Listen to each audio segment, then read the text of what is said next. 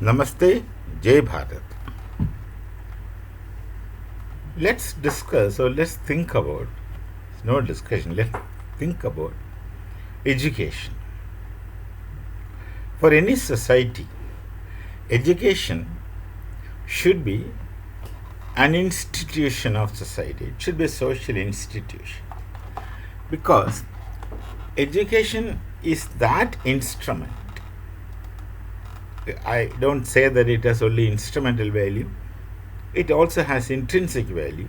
But education is that media or medium or instrument which can be instrumental in creating meaningful citizens to any society. So, to discuss about education, to focus on education, becomes very important for the sensible, meaningful existence of any society. If we talk about ancient Bharat, Bharat had a complete system of education, which of course is differing from the systems of education elsewhere, but we were very comfortable with our kinds of education. There's no point in comparing.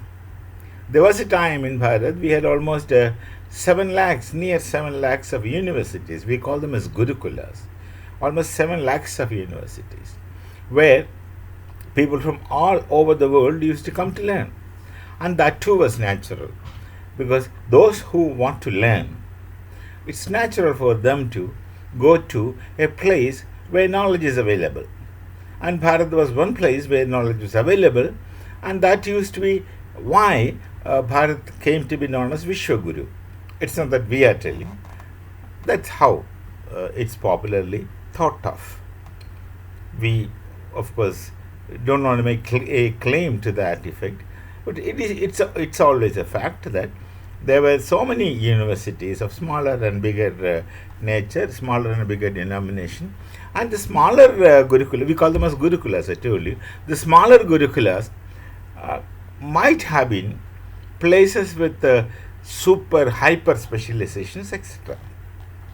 Larger Gurukulas used to be where more people were educated, and they used to be snataks. Snatak would simply mean graduates. Must have been undergraduate, postgraduate kind of a system. If you look at the Bharati education system from a European perspective, but nonetheless, it remains a fact that we had a system of education where see, the 4 ashramas of life becomes very meaningful. That is brahmacharya ashrama, grihastha, vanaprastha, tapasya, all these things becomes very meaningful, that you devote 25 years of your life right in the beginning for learning. And that used to be the case with most of the people in the society, especially those who were all holding offices, right from the king. So that's why we have the kings of Bharat used to be scholars. They expected to study. So education as an institution of society has to be attended to. Now, I came across a social media video of a family in Surat. It's a joint family. Surat is in Gujarat. People should be knowing that's a hub of diamond. It's a diamond market, basically. It doesn't mean that they have only diamonds, they have everything. So, this joint family where the maybe likely grandfather, the supreme of the family, it gives a kind of training to youngsters. Any boy of the family who comes of age at a particular time, who has just finished his formal education, has to go out of the house for 6 months. 6 months, I think. I think the period is correct. 6 months. Has to go out of the house for 6 months, and the family gives him just 5,000 rupees. He has to go out of Gujarat and has to make a living by working. and he is not expected to disclose who he is, from which family he is, as well as his educational qualification. The family wanted these people to do uh, manual labor, to learn humility. So the video is about a boy who who gets 5,000 rupees and is sent out, and he happens to go to south, where of course, and he speaks good English, so his English helped him. People used to give him job. What kind of job? Sweeping, mopping, and that handy boy in supermarkets, placing things like that. So he spent 6 months. Some of the owners of the shop said, "You appear to be educated. You speak good English." He says, "I just speak English. I'm not educated." So he is not supposed to say. He used to get small tidbits of money.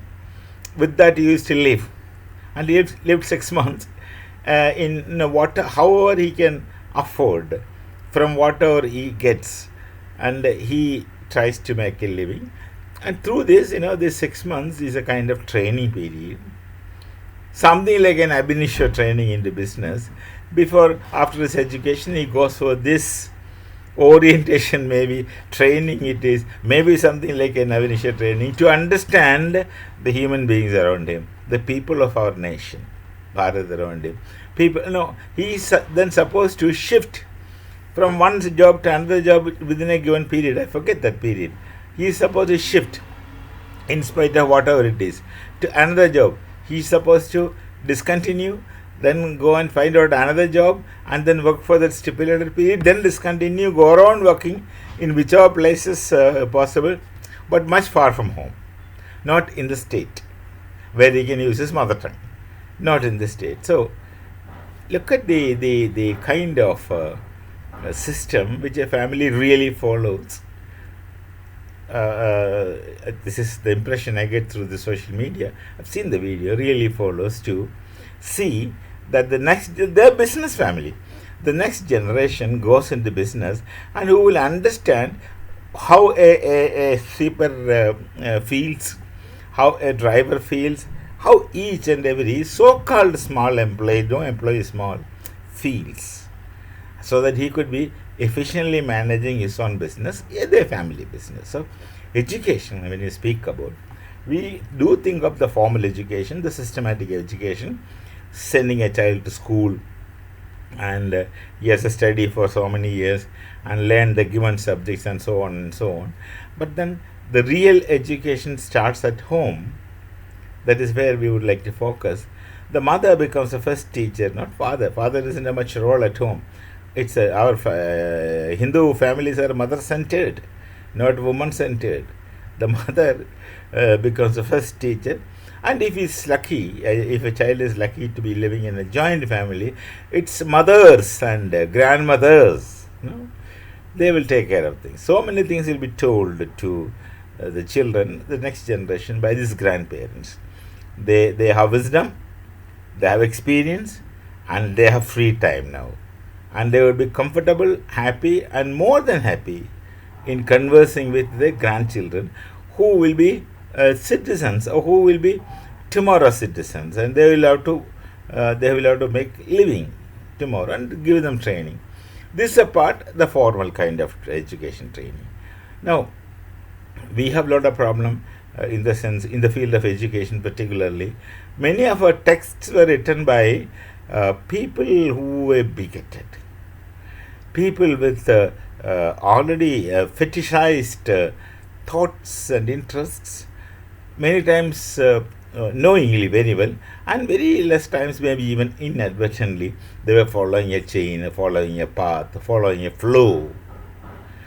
So the textbooks we have need to be revisited, especially in humanities. You see, there are a lot of expressions which is really not appropriate.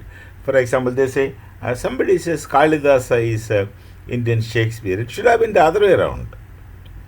And in any case, there is no comparison between Shakespeare and Kalidasa. These two belong to two different lines. And somebody, some historians has very craftily written, Harsha is Indian Napoleon. What? How can you compare Harsha with Napoleon, if you know who is Harsha and what is Harsha. These kind of anachronistic attitudes get into our textbooks by people who are sometimes unknowingly and many sometimes knowingly creating books for the people to the youngsters to study, and those who are educational administrators, they were just copying from here and there. And you see, the education ministers of Bharat after independence, they were hardly true Bharatiyas represented who represented Bharatiya Sanskriti. This I have to say. The education ministers who came after 1947 political independence, we are not yet really independent culturally. That means independent in terms of Sanskriti. So they were, after the political independence, those education ministers who came hardly were conscious about the Sanskriti of Bharat. They were either influenced by the thoughts from outside Bharat, be it East, West, and the many who were who thought the Marxian methods of understanding will be appropriate, and then the book writers, the historians. We know that we have a problem in this world that many people in the academic field and knowledge field are still inclined towards the Marxian thought. For various reasons. To analyze the reasons, it takes time. For various reasons. Look at the press and media. There's a definite influence of Marxism. Maybe not very directly, maybe not very explicitly given present time, but it's implied. In implicit manner it is there. And the publishing houses, those who publish books, many of them are also still under the hangover of the influence of the so-called progressive thought, which they equate with the Marxian thoughts. So these things are difficulties with formulating an education pattern. Now, of course, Bharat has of late tried to formulate a new education policy. Most of us were writing for this for last at least 20 years or 30 years. Writing in terms of how education ought to be. Many of us have been writing for all these years. Whenever it was asked, we used to write. Then a new education policy is just formulated with very much of serious work behind it and much thoughts into it. But that's only the beginning, and which need to be improvised upon, corrected upon from time to time, and so on. That started, but then see again, Marx is thinking about a situation where the educators need to be educated. Now, I forget in which book he was talking about educators need to be educated. Educating the educators becomes a task. At one point he was talking. I really forgot which book. If I remember, I should have been remembering. Anyway, so similarly, in the new education policy, we need a team to be educating people, and those educators need to be educated.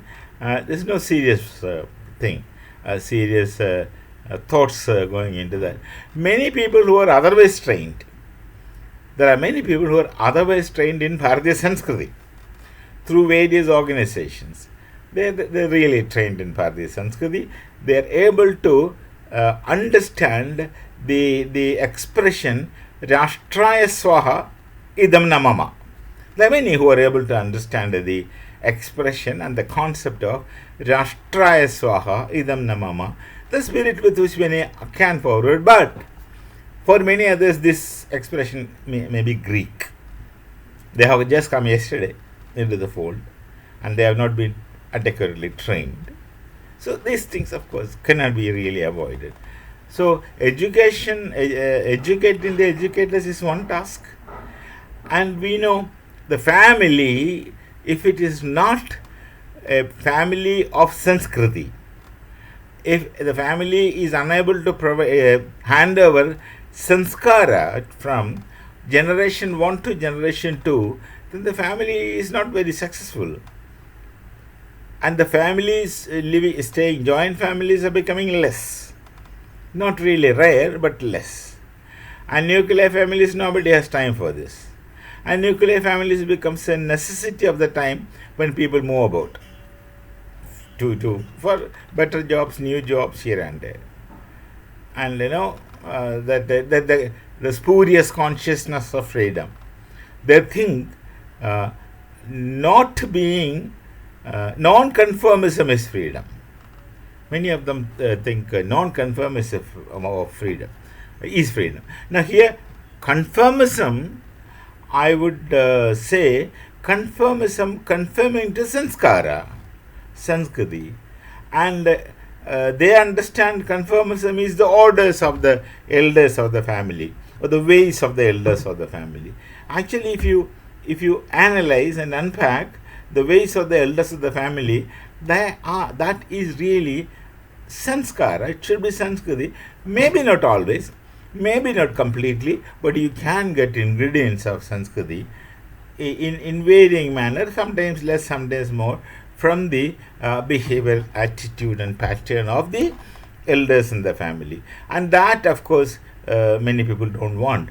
They don't want, because they think of freedom as something else. They think of freedom as simply as overt action. So that is one place where you get Sanskriti imparted, and that becomes a most important education. Other knowledge, skill knowledge and all other knowledge should come.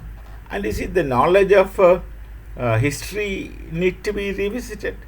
The way the texts of history texts are created need to be revisited. People are working. I have my friends in the area where they work. They're working. They're revisiting and rewriting. And it has to go on. And it just can't happen overnight. It will take time. It has to take time, because it cannot be a revolutionary change. A revolutionary change is sudden and artificial, but it has to be an evolutionary change which has to be natural, spontaneous, and it will take its own time. So we need to practice patience. So whatever may be the case, the education has to be focused on. Education has to be focused on. People do keep working on it, but we must keep again working on it. And this is an unending process of continuously improvising and making changes and alterations, etc., in the pattern of education, which shall go on. And I don't think we'll ever achieve the perfection, but we will always be confident. We are always confident of approximating perfection. Fine. Now, these days we have many kinds of universities coming up all over the world. There are many private universities, deemed to be universities, where at times at least there are these management gurus who are controlling, the corporate gurus controlling the private universities by and large. Private universities. There, I came across an instance of, let's have courses running in our university which would yield us profit. Now, that's a simple barter-like logic applied by a corporate guru, wizard, a corporate wizard. He will only do that. So, let's do with the philosophy courses, because it's not yielding. You have to spend from your own funds to make the course run. Now, this kind of wizardian expertized opinion can precipitate, and but then let's think about one thing. We would give our entire fortune to get a person like, or persons like, one, Sardar Vallabhbhai Patel. We would swap our entire fortune to get a person like him. Then we would do anything to get a person like Chhatrapati Shivaji Maharaj. And of course, anybody would do anything to get a person like Shankaracharya. And you look at the list of these people. To get personalities like them, you don't talk in terms of profit and loss. Suppose you are teaching 1,000 students, spending money on teaching 1,000 students. Maybe it's only 20 students, and to teach 20 students a course, you may have to spend, you may have to employ 10 teachers, professors, with all other office and other requirements, exams, results, and all. You may have to spend a lot for these 10 students. But then, like that, if you teach 100 students in 10 batches, and like that, if you teach 500 students in 50 batches, or maybe whatever number batches, if you are able to produce 0.1% of personality who would be more meaningful to society, then the money you spend is worth. You are teaching 1,000 people. If 2 people come out of it, nobody, maybe not like Sardar Patel or Chhatrapati Shivaji Maharaj, maybe not like that, but something akin to that. Somebody who's carrying the spirit. From 1,000, if you get 2 people, the money you spend on education is worth. That kind of corporate management guru advices should go to the authorities who are administering universities. That should be the spirit, which is hardly seen and done. Because it's easy to copy and it's difficult to create.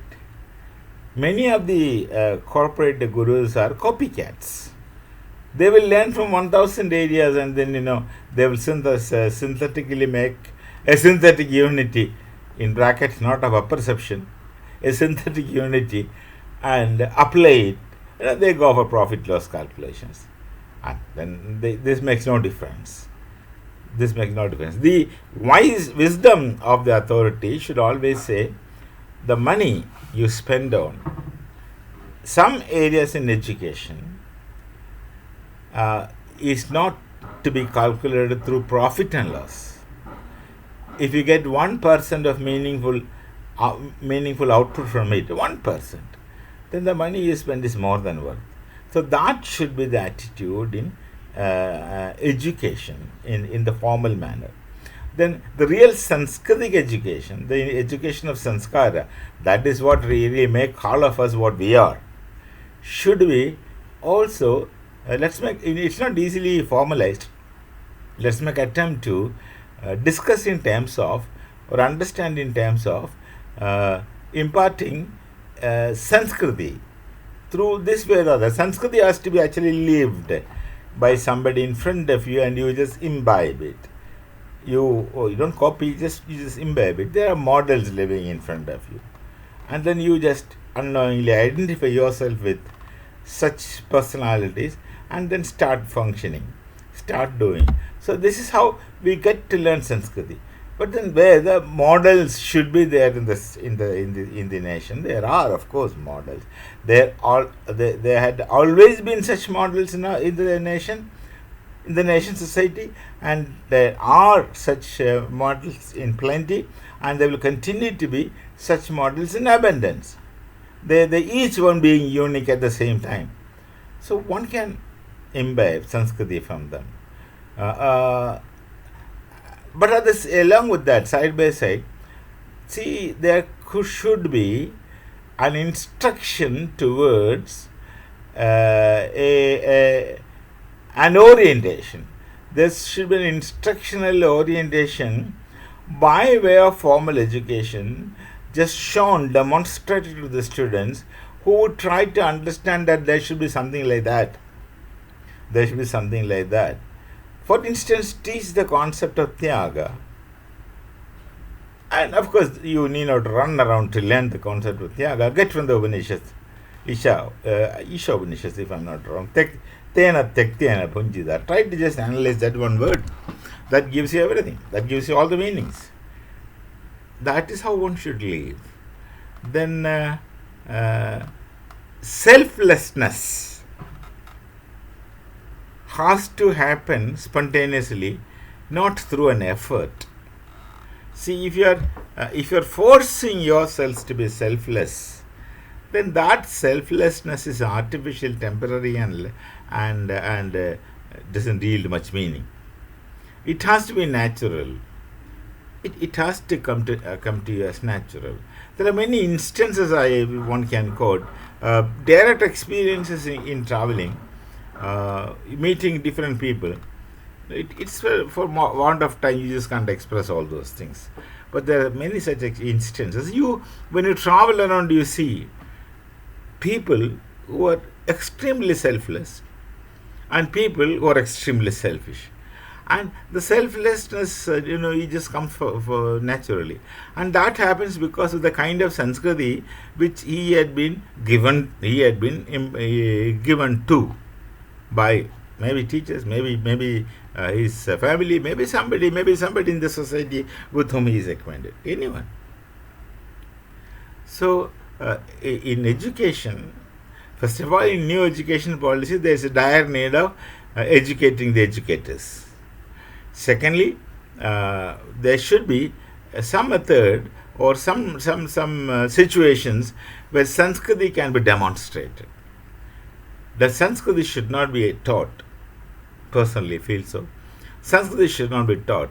Sanskriti should be shown. Let people learn, and each one has to learn it in his own way. And each one Sanskriti has to be his own Sanskriti, basing on the archetype Sanskriti of Bharatiya knowledge tradition. But then, when it has to get manifested in individual's manner with each individual. So, the education has to be thought about, discussed about in all these manners. Let's see how things can work out. It should work out. Things are moving in the right direction, and one has to be very hopeful that meaningful kind of education will continue to happen, and for the coming days it will be more intense manner can happen. Now, we have actually lived through our bad time in our nation. We really lived through our bad time, and at least future should be bright and meaningful. See, they had in the long 800 years of Islamic plundering and looting, the Mughals. Then some of them started ruling. Then the British came. Then the independence took place. And after independence, again, the real people of Bharat did not come into limelight to rule. And even if there were many real people, they were not given opportunity. The example of Sardar Patel is very explicit. They were not given the real opportunity to make a nation out of Sanskriti. And it slowly happens now, or slowly happening, and this kind of happening is inevitable. It has to happen. It has to happen in time. So let's be hopeful things will work out. In the meantime, what each one of us should do is that let's try and find out ways and means of making our own contributions on an individual, independent basis to nation building through Sanskriti. You can do it in your immediate surroundings. Maybe you may be able to only talk to one person in 10 days. That's more than sufficient. Like this video, I don't know how many are watching it. Doesn't make any difference. You just do your part, and let's see how things will work out. So we'll meet again. Till next thoughts coming up to you. Till then, Namaste, Jai Bharat, Jai Shri Ram.